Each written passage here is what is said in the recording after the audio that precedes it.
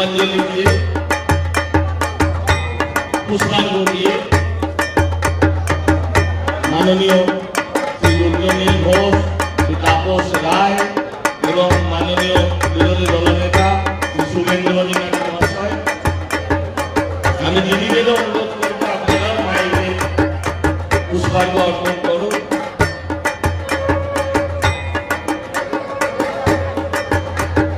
আমাদের সকলের একটাই প্রার্থনা হবে, মা যেন এবারে অভয় শক্তি হিসাবে পশ্চিমবাংলার ওষুধদেরকে ধ্বংস করার শক্তি দেন।